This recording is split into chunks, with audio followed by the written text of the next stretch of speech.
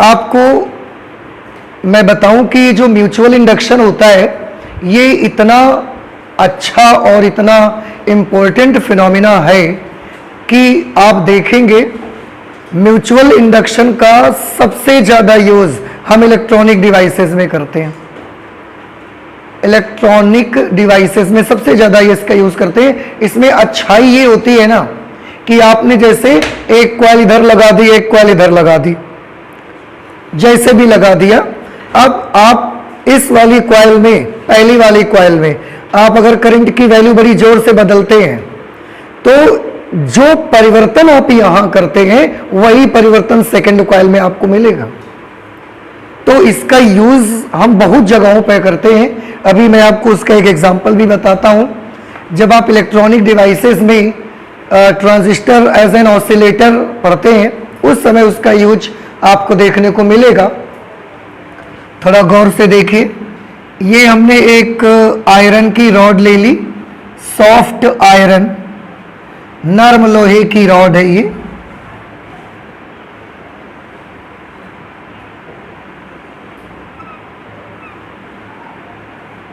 ये एक नर्म लोहे की रॉड है और इसमें ऐसे हमने एक कॉइल लपेट दी। ऐसे इस कॉइल को लपेटकर यहां पर हम वोल्टेज को चेंज करते हैं और इसी के ऊपर, जैसे एक कॉइल ये अंदर लिपटी हुई है तो इसी के ऊपर एक दूसरी कॉइल ऐसे लपेट दी हमने, इस तरह से। ठीक है, टच करते हुए नहीं, ऐसा ऊपर रहेगी कॉइल वो इस तरह से। तो एक दूसरी कॉइल भी हमने इसी में ऐसा लपेट दिया, बड़े साइज की, इस तरह से। अब हम क्या देखते हैं कि जो परिवर्तन हम यहां पर करते हैं सेम चेंजेस हमको यहां पर मिलते हैं। आप वोल्टेज का, विभव का जो बदलाव आप यहां पर करेंगे सेम चेंज आपको यहां पर मिलेगा। अगर आप इस तरीके से बदलाव करते हैं तो सेम यही वाला चेंज आपको यहां पर भी ऐसा मिलता है। अब आप देखें, आप तो एक ही जगह परिवर्तित कर रहे हैं ना, लेकिन वो परिवर्तन दूसरी जगह तक ट्रांसमिट हो जाता है और हम चाहते हैं कि ये वाला परिवर्तन हमें और दो जगह चाहिए। यही वाला चेंज फ्लक्स का, वोल्टेज का, करंट का, यही वाला चेंज मुझे और दो जगह चाहिए। तो इसी सॉफ्ट आयरन की रॉड में हम एक और कॉइल लपेट देते हैं यहां पर ऐसे। अब आप देखिए, आपको वही परिवर्तन यहां पर भी मिलेगा। आप चाहते हो एक जगह और हमें चेंज चाहिए, इसके ऊपर एक और कॉइल लपेट दे बड़े साइज की, यूं इस तरह से, और आप देखेंगे कि आपको वही परिवर्तन यहां पर भी मिलता है। तो जो चेंज आप एक जगह पर करेंगे वो चेंज आपको उस कॉइल के आसपास जितनी कॉइल्स रखी होंगी, बहुत दूर नहीं, जितनी कॉइल्स उसके आसपास रखी होंगी उन हर कॉइल्स में वोल्टेज का, करंट का सेम चेंज आपको मिलता रहेगा। तो अब आपने केवल यहां चेंज किया, चेंजेस आर अप्लाइड हियर,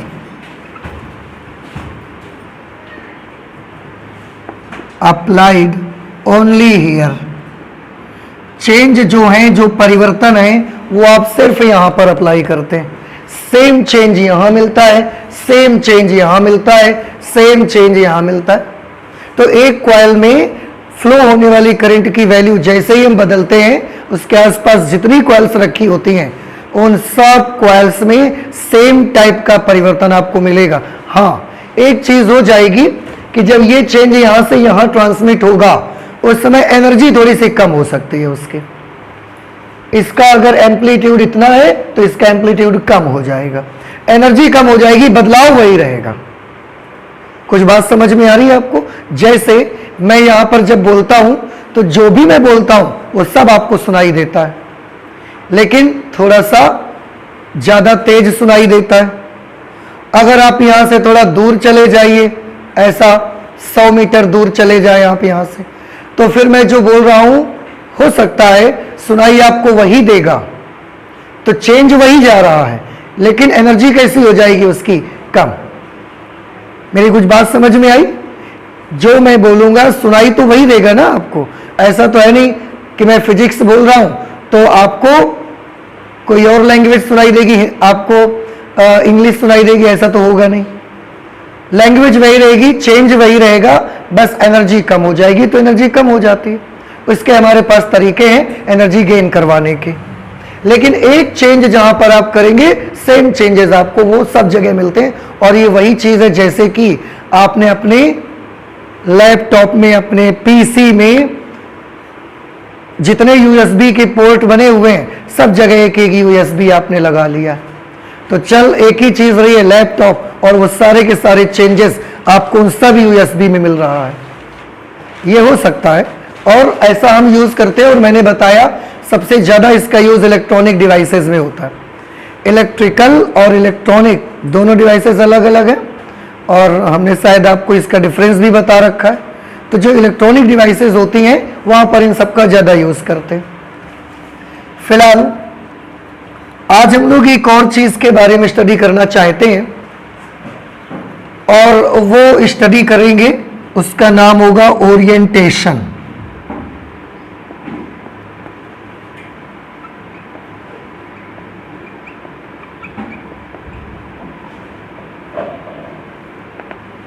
आप हिंदी में इसे अभिविन्यास बोल सकते हैं। इसका क्या मतलब है?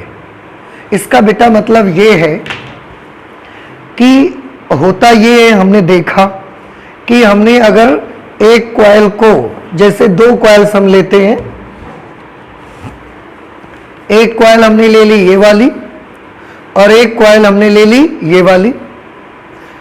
अब इस कॉइल में हम जो भी करंट फ्लो होती है उसमें चेंज करते हैं, उसमें परिवर्तन करते हैं। तो ये वाली जो उसके बगल वाली कॉइल होगी उसको हम बहुत तरीके से इसमें इसके साथ रख सकते हैं। तो एक कॉइल के साथ दूसरे कॉइल को रखने का जो तरीका होता है उसको ही हम बोलेंगे ओरिएंटेशन। हमने क्या किया, एक कॉइल ऐसे रखी और जो दूसरी कॉइल है ना उसको उसी के ऊपर ऐसा कर दिया। समझ आ रहे? तो पूरी जितनी लंबी ये कॉइल है उतनी ही लंबी वो ऐसे पाइप जैसे वो भी कॉइल यहां पर ऐसा हमने रख दिया। अब क्या होगा? अब होगा ये कि हम ऊपर वाली कॉइल में फ्लक्स चेंज नहीं करेंगे, हम इस कॉइल में फ्लक्स चेंज करेंगे। तो जैसे ही हम इस कॉइल में फ्लक्स चेंज करेंगे, वो फ्लक्स, क्योंकि ऊपर वाली कॉइल ने इसी को ढक रखा है, तो वही वाला फ्लक्स का चेंज ऊपर वाली कॉइल के साथ भी लिंक हो जाएगा। और हम देखते हैं कि जब हम बाहर वाली कॉइल से इस अंदर वाली कॉइल को ऐसा ढक देंगे पूरा, तो इससे बनने वाला पूरा का पूरा फ्लक्स इस बाहर वाली कॉइल से लिंक रहता है। अगर 100 फ्लक्स इसने बनाया है तो पूरा का पूरा 100 फ्लक्स इस बाहर वाली कॉइल से बद्ध हो जाता है, उससे गुजरना स्टार्ट हो जाता है। ऐसा देखते तो इसमें कुछ वोल्टेज क्रिएट होता है। बाई चांस इसमें वोल्टेज क्रिएट हुआ, 20 वोल्टेज क्रिएट हुआ। अगर हम इसी कॉइल को ऊपर ना लपेट कर उसके साइड बाई साइड ऐसे रख दें, तो इसमें हम परिवर्तन करेंगे इस वाली में, और इसमें हमने देखा। अब हम क्या देखते हैं कि जब बगल में हम रखते हैं, फिर से जब ऊपर हमने रखा था तो इसने कितना फ्लक्स बनाया, 100। ऊपर वाली कॉइल से कितना फ्लक्स पास हुआ, 100। 100% फ्लक्स ऊपर वाली कॉइल से पास होता है। लेकिन जब हम इसको ऐसा बगल में रख देते हैं साइड में, तो हम क्या देखते हैं कि इसमें जब हम करंट चेंज करते हैं, फ्लक्स चेंज करते हैं, अभी भी इसमें फ्लक्स बना 100। लेकिन हमने क्या देखा कि इस बगल में रखी जो कॉइल है उसमें से इससे बनाया गया पूरा 100 फ्लक्स इससे पास नहीं हुआ। कुछ फ्लक्स ऐसा साइड से निकल गया तो लीक हो गया वो फ्लक्स, और यहां पर फ्लक्स लिंक हुआ केवल 80। तो कितना फ्लक्स लिंक हुआ, 80%, 80%। इसने बनाया कितना, 100। उस 100 में से इसमें कितना लिंक हुआ, 80। तो कितना हो गया, 100 में से 80। तो 100 में से 80 का क्या मतलब है, 80%।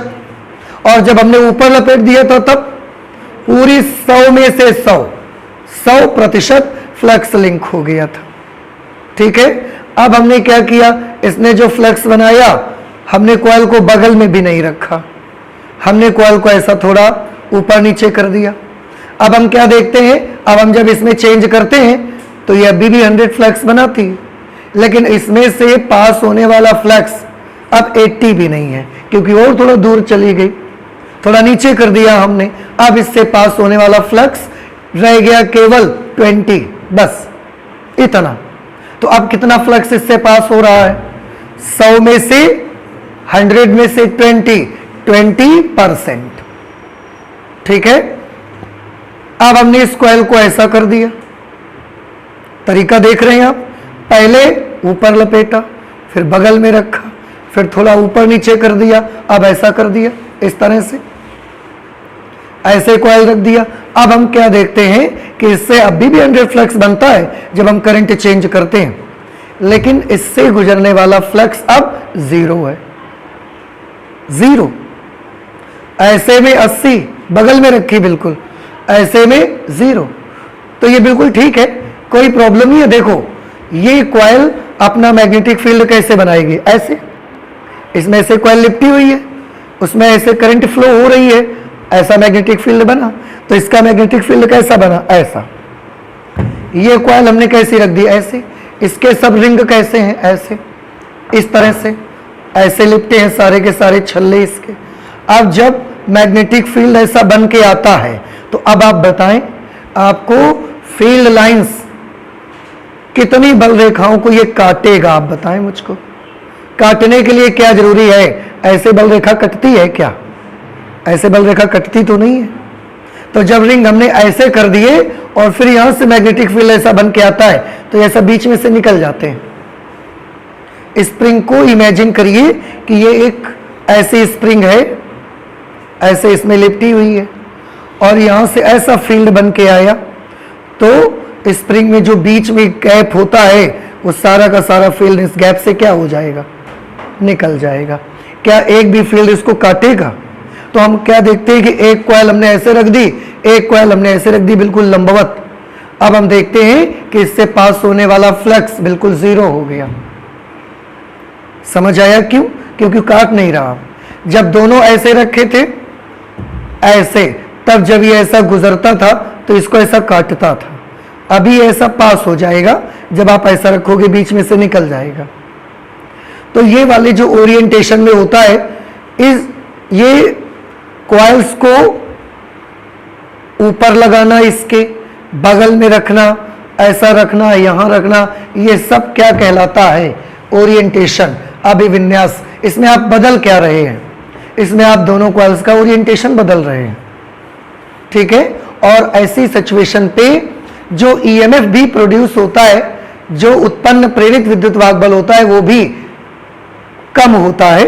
ऊपर लगाओगे तो अगर 20 ईएमएफ पैदा हुआ, बगल में लगाने से 15 आएगा, यहां लगाने से 5 आएगा, ऐसे रख देने से 0 हो जाएगा। तो इस तरह से अगर, अब देखो कॉइल हर बार बेटा वही है दोनों, इन्हीं कॉइल्स को कभी इसके ऊपर लगा देते हैं, कभी ऐसा बगल में रख देते हैं, कभी थोड़ा नीचे कर देते हैं, कभी थोड़ा ऐसे ऐसे रख देते हैं।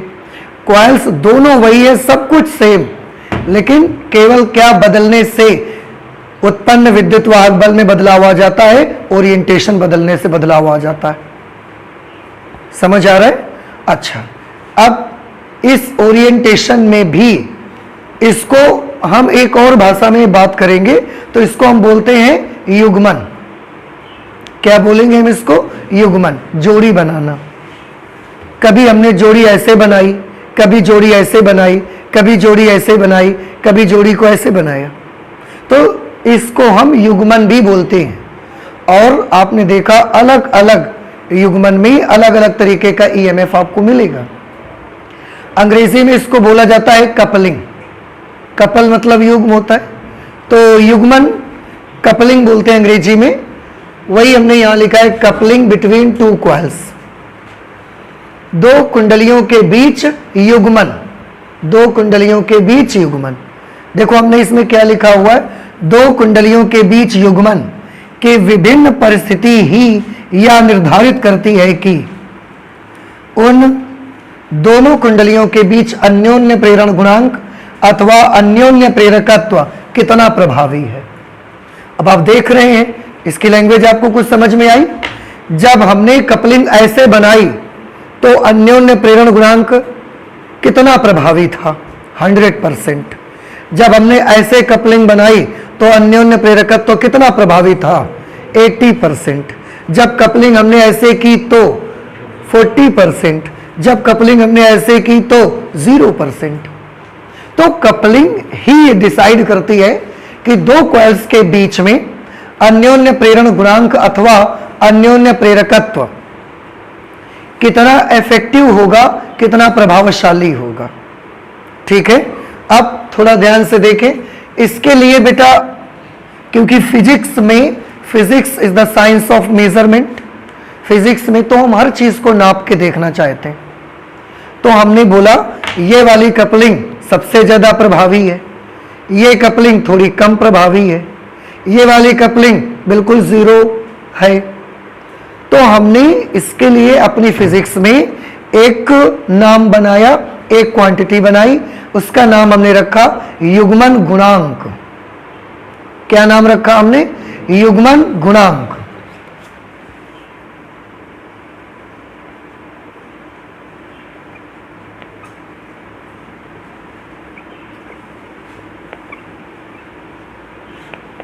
कोएफिशिएंट ऑफ कपलिंग, ये हमने नाम रखा। और इसको रिप्रेजेंट करने के लिए हम एक सिंबल यूज करते हैं स्मॉल के। अब ये क्या बताएगा हमको?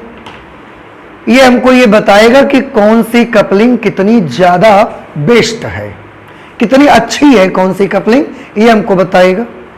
अगर के की वैल्यू मैक्सिमम होगी, इसमें के की वैल्यू अगर 1 होगी, इसका मतलब कपलिंग बेस्ट है। के की वैल्यू अगर 0 से बड़ी और 1 से छोटी है तो अच्छी है, बेस्ट नहीं है। और अगर के की वैल्यू 0 हो जाएगी तो हमको क्या पता लग जाएगा कि कपलिंग बिल्कुल खराब है और उसमें से 0% ही फ्लक्स पास हो रहा है, एक भी ईएमएफ क्रिएट नहीं हो रहा है। तो कपलिंग की वैल्यू 0 से कोएफिशिएंट ऑफ कपलिंग की वैल्यू 0 से 1 तक होती है। तो ये जो कोएफिशिएंट ऑफ कपलिंग होता है, इसकी मिनिमम वैल्यू 0 और इसकी मैक्सिमम वैल्यू 1 हो सकती है। 1 से ज्यादा नहीं हो सकती और 0 से कम नहीं हो सकती। ये कोएफिशिएंट ऑफ कपलिंग की मिनिमम वैल्यू 0। युग्मन गुणांक का न्यूनतम मान कितना होता है? 0। युग्मन गुणांक का अधिकतम मान कितना होता है? 1। याद रखें, ऑप्शनल क्वेश्चन में पूछा जा सकता है आपसे। ठीक है, अब ये देखना चाहते हैं कि कौन सी कपलिंग करने पर किस ओरिएंटेशन में के की वैल्यू 0 होगी, कौन से में 1 रहेगी और कौन से कपलिंग करेंगे तो 0 और 1 के बीच रहेगी। मैं इसको थोड़ा सा आपको फिगर बना के क्लियर करता हूं, आप ध्यान से देखिए। हमने ये कॉइल बनाई, यहां पे ये हमने कॉइल बनाई और ये है प्राइमरी कॉइल।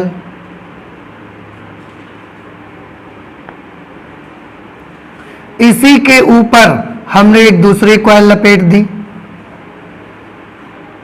ऐसी। ये वाली कॉइल को हम कहेंगे सेकेंडरी कॉइल, द्वितीयक कुंडली, सेकेंडरी कॉइल। तो जो चेंजेस आप यहां करेंगे वो चेंजेस यहां मिलेंगे। अब आप मुझे बताएं, अभी हमने आपको बताया इस वाली कपलिंग में अगर अंदर वाली कॉइल 100 फ्लक्स बनाती है तो बाहर वाली कॉइल से कितना फ्लक्स लिंक होगा? 100%। तो इस सिचुएशन पे कोएफिशिएंट ऑफ कपलिंग की वैल्यू 1 होती है। 100 में से टोटल 100 लिंक हो गया, तो इस वाले में कोएफिशिएंट ऑफ कपलिंग की वैल्यू 1 रहती है।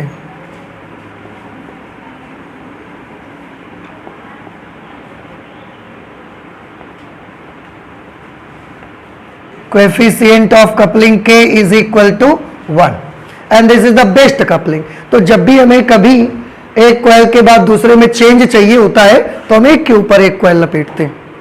बगल में लपेटने से एनर्जी का क्या हो जाएगा, लॉस बनेगा 100, लेकिन क्या पूरा 100 लिंक होगा, नहीं हो पाएगा, तो एनर्जी का क्या हो जाएगा, लॉस। हम नहीं चाहते एनर्जी लॉस हो। ये वाली कपलिंग जब आप करेंगे कोएफिशिएंट ऑफ कपलिंग इसका कितना होगा, 1। दूसरी देखिए, एक ये कॉइल हमने बनाई, इस कॉइल में हम चेंज करते हैं और उसके बगल में ये दूसरी कॉइल भी हमने बनाई। यहां पर वही चेंजेस आपको मिलेंगे, इससे ऐसे फ्लक्स बनेगा इस तरह से।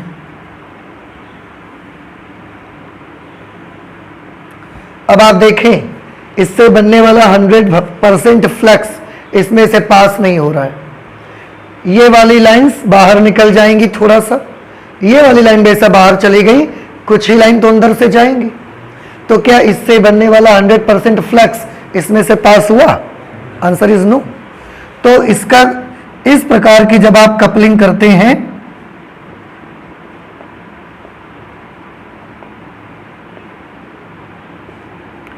तो उसका युग्मन गुणांक कितनी वैल्यू आती है? इसके युग्मन गुणांक की वैल्यू होती है, हाँ बताइए, आपको समझ में आ गया हो तो, 0 से बड़ी लेकिन 1 से कम। Very good. 0 से ज्यादा पर 1 से कम। क्लियर? अच्छा, अब एक और ओरिएंटेशन देखिए, मैं बना के आपको दिखाता हूं। हमने एक कॉइल बनाई ऐसे और इसमें हम चेंजेस करते हैं, और एक कॉइल हमने बनाई ऐसे, इसमें हम वो चेंज लेना चाहते हैं जो हम यहां पर कर रहे हैं। अभी अभी हमने बताया था, इसमें बताइए क्या पूरा फ्लक्स इससे लिंक हो पाएगा? तो कितना फ्लक्स लिंक होगा? 0। वेरी गुड, क्योंकि एक हमने लगाई ऐसे और एक इसके बिल्कुल परपेंडिकुलर। इसका मैग्नेटिक फील्ड बना ऐसे, इसका एरिया वेक्टर रहेगा ऐसे, मैग्नेटिक फील्ड ऐसा, एरिया वेक्टर ऐसा। कॉइल होती है, यही उसका अनुप्रस्थ काट का क्षेत्रफल होता है। तो अगर एरिया ऐसा रखा, ये प्लेन है, तो यही तो एरिया हुआ, एरिया वेक्टर। एरिया वेक्टर तल के लंबवत ही तो होता है। तो एरिया वेक्टर और मैग्नेटिक फील्ड वेक्टर के बीच का कोण कितना, और फ्लक्स का फॉर्मूला क्या होता है बताएं? phi is equal to b into a into cos theta, and theta is 90 degree here, so cos 90 is equal to 0, so no flux is linked here। एक भी फ्लक्स यहां लिंक होगा ही नहीं, और फ्लक्स लिंक नहीं हुआ तो अगर हम परिवर्तन करेंगे भी तो परिवर्तन ही नहीं होगा उस पे। इस तरह से इस वाली कपलिंग में कोएफिशिएंट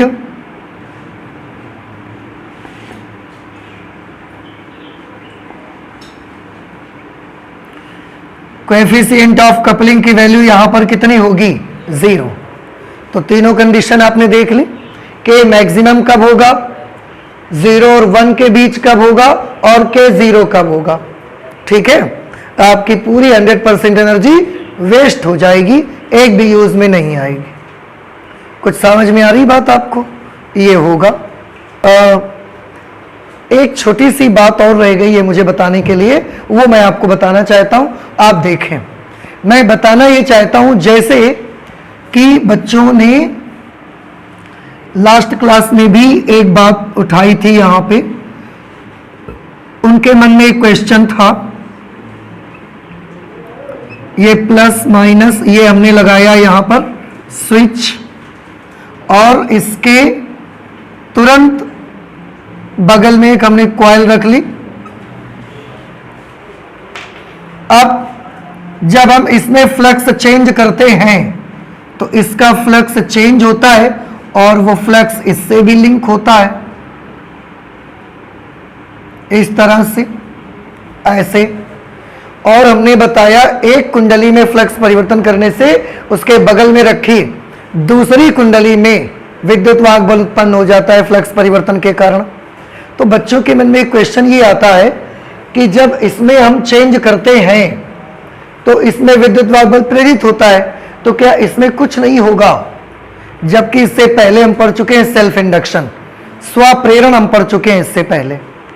समझ आ रहा है आपको? तो अगर हम इसमें परिवर्तन करें तो इसमें भी तो कुछ उत्पन्न होना चाहिए। ठीक है, ये बेशक होता है।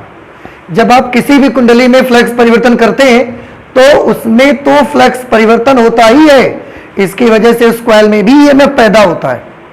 उस घटना को क्या बोलते हैं? स्वप्रेरण। लेकिन उसके बगल में रखी कुंडली में जब विद्युत वाहक बल पैदा होता है, इस घटना को बोलते हैं अन्योन्य प्रेरण। पर क्योंकि स्वप्रेरण हम पढ़ चुके हैं, इसलिए स्वप्रेरण को हम अब नहीं देख रहे हैं, उसको नहीं देख रहे हैं। हो रहा होगा, हो रहा है, पर हम उसको गौर ही नहीं कर रहे हैं, हम उसको कंसीडर नहीं कर रहे हैं। हम सिर्फ म्यूचुअल इंडक्शन देख रहे हैं, लेकिन स्वप्रेरण की घटना भी साथ साथ चल रही होगी। तो हम ये जानना चाहते हैं, हर कुंडली का अपना एक सेल्फ इंडक्शन होता है, क्योंकि मैंने लास्ट क्लासेस में आपको बताया कि किसी भी कॉइल का स्वप्रेरण गुणांक कैसा होता है? कांस्टेंट। तो बाई चांस मान लिया इस कॉइल का अपना एक सेल्फ इंडक्शन है L1, इस कॉइल का भी तो अपना एक सेल्फ इंडक्शन होगा कुछ ना कुछ, वो हमने कितना मान लिया? L2। तो प्राइमरी कॉइल का भी अपना कुछ स्वप्रेरण गुणांक है L1, द्वितीय कुंडली का भी अपना स्वप्रेरण गुणांक है L2, और इन दोनों के बीच एक अन्योन्य प्रेरण गुणांक भी है कैपिटल M। इन दोनों कुंडलियों के बीच अन्योन्य प्रेरण गुणांक कौन है? Capital M। So I want to know कि क्या इनके बीच में कोई रिलेशन होता है? क्या M, L1, L2, क्या इनके बीच कोई संबंध है? तो आंसर है इनके बीच एक संबंध है।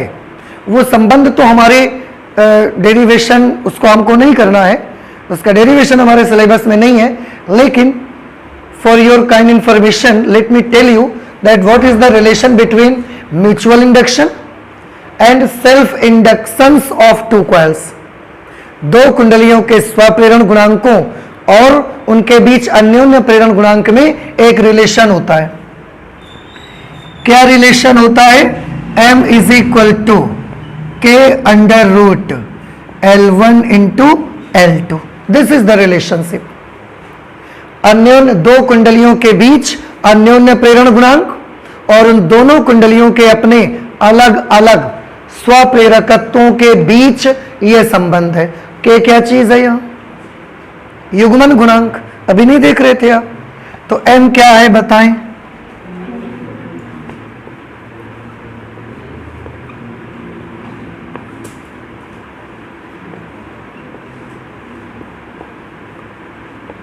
दो कुंडलियों के बीच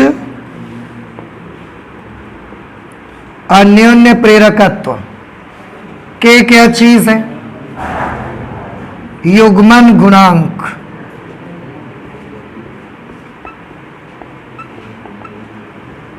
ठीक, L1 क्या है बताओ?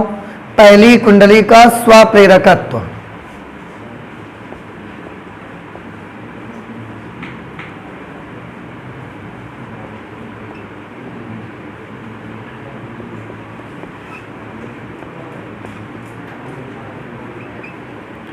ये है पहली कुंडली का स्वप्रेरकत्व, और इसको समझ गए अब आप। दूसरी कुंडली का स्वप्रेरकत्व, ठीक है। और जब आपने दोनों कॉइल्स की कपलिंग बेस्ट वाली की होगी, दो कॉइल्स की बेस्ट कपलिंग कैसे होती है? ऐसे, ऐसे, ऐसे, या एक के ऊपर एक, एक के ऊपर एक। So for best coupling K is equal to 1, और जब K की वैल्यू 1 हो जाएगी तो M will be under root L1 into L2।